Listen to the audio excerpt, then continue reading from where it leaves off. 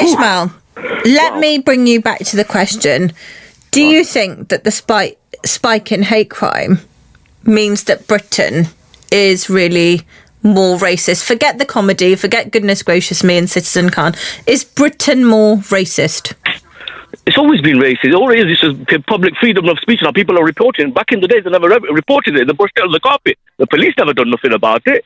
Because come on, Stephen Lawrence is still going on. But isn't it better? Isn't it better that people are reporting hate crime? Because then at least we can get to the root of it. Why have we solved it? Why is it still happening today in 2017?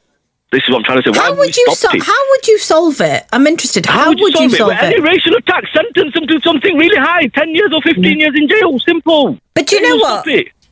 But we don't even see often rapists get 10 or 15 years in jail. Exactly. Judicial system. Even paedophiles don't even get higher sentences. Do you understand what I'm trying to say? So you need to sort everything out, innit? You let them do whatever they want. Ishmael, I want you to have a chat with my next caller, Sanjay from Leicester. Sanjay, welcome to the big debate. Hi, Shazia, you all right? Yes, thank you. Thank you for joining us. Now, Ishmael says Britain has always been racist, but then do you think he's right? Has Britain always been racist? Yeah, I think racism is so old nowadays. It's so like 70s and 80s. I don't see any racism. There may be a few incidents. Everyone's got a little racism, but there's always going to be a small minority of racists in a country. Now, Sanjay, you're in Leicester. I went to university in Leicester, and I can say from my own experience, I had not experienced racism until, as somebody who'd grown up in Wales, moved to Leicester, somewhere that is so ethnically diverse, and I was shocked at the racism that I felt day to day. From where? In Leicester? In Leicester. Where were you in Leicester? I live in Leicester. Who was giving you racial abuse?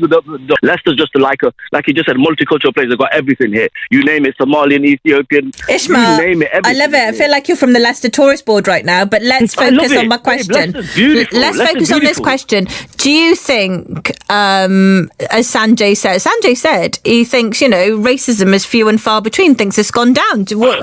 What do you think? It's under the carpet, undercover. They don't do it blatantly. They like just today. Some people say hello to you, some people don't. Some people even frown at you, some people don't even look at you. So what are you going to do? You're just going to have to blank them, innit? You got to deal with everything that comes in. Sanjay, what are your thoughts? I don't think there's no racism. There's always going to be that minority of racism. Now, the thing is, we were talking about hate crime now.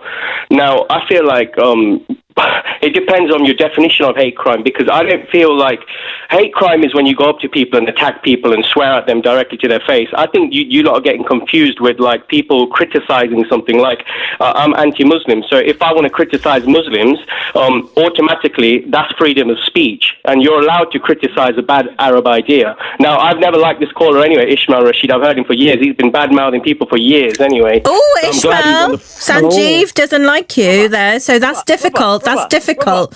There, look, I don't know you. You're already saying you don't even like me. So this is what I'm trying to say. You're anti-Muslim. You even blatantly say that. Bro, listen. Ishmael, we can't say that Sanjay is anti-Muslim. He's never said that. He just said it. He just said he's anti-Muslim. I said I'm anti-Islam, not anti-Muslim, because there's not every... So what's anti-Islam and anti-Muslim, bro? You tell me what's I'll tell you what it is. I'll tell you what it is, blood. Okay? Anti-Islam is not liking an Arab idea created in Saudi Arabia. That's all. Now, when people follow it and they take it to a retarded limit... Can I ask what is the limit? Let's let Kinzer in, guys. Let's let Kinzer in. Can I ask what is the retarded limit, as you'd like to call it? Well, what I mean retarded limit is when everyone's got an idea, yeah? Somebody's a Hindu, somebody's Sikh, somebody's Muslim. The thing with Muslims is they let Islam take over their complete lives and their intolerance. Because we all know that Islam... But can I just say, Islam is a way of life. It's the way we live our life. We pray 5 times a day for that reason. We eat certain things because it's the way we live. So would that be a retarded limit, that we're praying 5 times a day, that we don't eat pork, that we don't drink? Would that be the retarded limit? Well, the thing is, it was created by one person in Saudi Arabia, so I would call it a retarded limit, because everyone's got an idea. Remember that. Everyone's got ideas. I completely agree, yeah. We have to respect everyone as human beings. No one's non-believer. Forget all that nonsense. Okay, but then do you think that that's disrespectful to say what someone's belief is a retarded limit? So if I was to go out and wear a niqab, would you cast that, the burqa to cover my face, would you cast that as a retarded limit? Covering your whole face, yes, not the hijab, just the niqab, which is the whole face, yeah. I would. Okay, so can I ask why is it a retarded limit if people respect it? If people because this country has it's an identity crisis straight away. You don't even know who's under that thing. That's the number one thing. Now when I say about Islam, I'm talking about things like they do intolerant things all the time. They overpopulate. They do love jihad, target non-Muslim women. They do constant things, and then they get away with it. And then when people like me talk about it, oh, he's a bad guy. You know, and no, but I'm answering. So what were you saying about non-Muslim women? I couldn't hear that properly. They do love jihad. They encourage conversion. They overpopulate. You want to take over this country. Sanjay, we can't say that because you're making sweeping statements there. Thank you.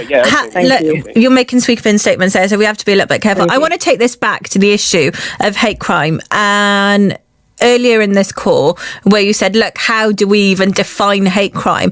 Now, the police definition of hate crime is a crime motivated by racial, sexual or other prejudice, typically, but not always involving violence. So I'm going to put this back out to people listening. Have you had experience of a hate crime? Tell me your story. We will make America great again.